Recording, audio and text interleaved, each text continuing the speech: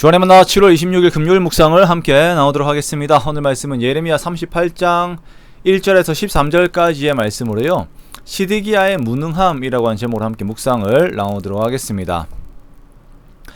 오늘 본문에서는 시드기야가 보이는 우유부단함과 그 안에서 보이는 무능함에 대해서 말씀을 하고 있습니다.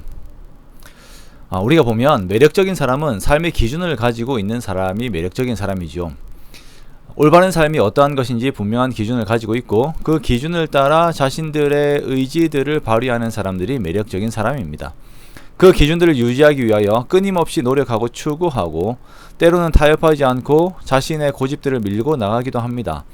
이렇게 그는 자신이 추구하는 바를 이루어냅니다. 중요한 것은 그 의지가 하나님을 향한 것에서부터 시작을 하였을 때에 그의 삶은 빛을 발하게 됩니다. 그러나 이와는 반대로 전혀 매력적이지 않은 부류의 사람들이 있습니다. 그것은 우유부단함의 삶을 사는 것입니다. 기회주의적이고 자신의 이익관계에 따라 이리저리 움직이는 자들이 있습니다.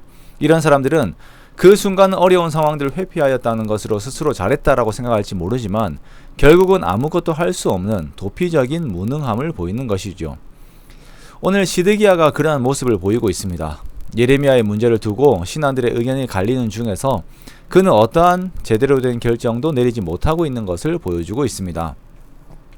먼저 몇몇의 신하들이 예레미야를 죽이려고 합니다. 마탄의 아들 스바냐와 바스훌의 아들 그다랴와 셀레미야의 아들 유갈과 말기야의 아들 바스훌이 예레미야를 모함합니다.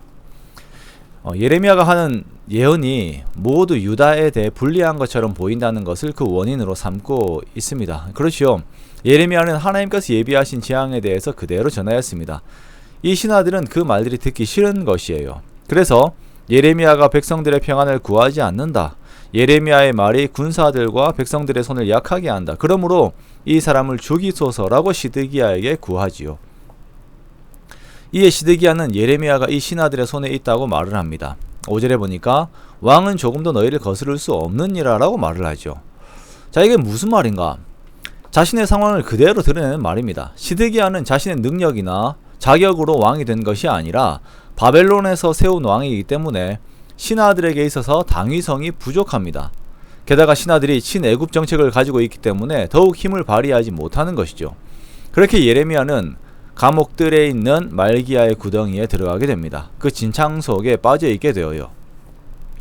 자, 이때 다른 한 사람이 등장을 합니다. 왕궁 내시 구스 사람 에벳멜렉입니다. 이름이 어려워요. 에벳멜렉.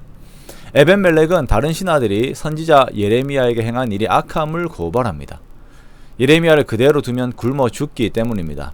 에벳멜렉은 내시에다가 구스 사람이에요. 즉 이방인 출신에다가 성전에 들어가지 못하는 내시이죠. 이것이 신앙이라기보다는 그 유대의 종교적 상황에 보면 참 불리한 상황입니다. 그러나 그는 하나님을 경외하였고 올바른 방향과 가치의 생각을 가지고 시드기야에게 자신의 의견을 전달하였습니다. 그러자 시드기야는 또한 고민하지 않고 예레미야를 끌어내라고 합니다. 그렇게 예레미야는 구덩이에서 나와 시위대 뜰에 머물게 되어요. 시드기야의 방향성 없는 모습들을 보게 됩니다. 하나님의 사람을 대합니다. 그러나 신하들의 말에 또한 휘둘리지요. 시드기야가 이렇게 행동하게 되는 원인은 그가 신하들을 의지하고 있기 때문입니다. 의지한다라고 하는 것은 함께 협력하여서 좋은 일을 하는 것이 아니라 그의 생존, 그의 삶, 그의 미래를 신하들에게 기대고 있다라고 하는 것이에요. 다시 말해서 하나님보다 신하들을 더욱 두려워하고 있다는 말이 됩니다. 그러므로 그의 행동에는 방향성이 없습니다. 시드기야는 하나님을 두려워하지 않았습니다. 그러다 보니까 다른 여러 두렵게 하는 것들에 잡혀 살았어요. 만약 그가 하나님을 두려워했다면 하나님께서 그를 자유케 하시며 능력을 주셨을 것입니다. 그리고 더욱 매력 있는 왕으로 세우셨을 것입니다. 안타깝게도 하나님을 두려워하지 않은 그의 삶은 기준이 없는 왕이 되게 하였고, 그렇게 그는 계속 무너지게 되었습니다. 시드기야의 모습을 반면 교사로 삼고, 또한 예레미야와 에벳멜렉을 본받아서 우리가 하나님 앞에 옳은 기준을 가지고 살기를 원합니다.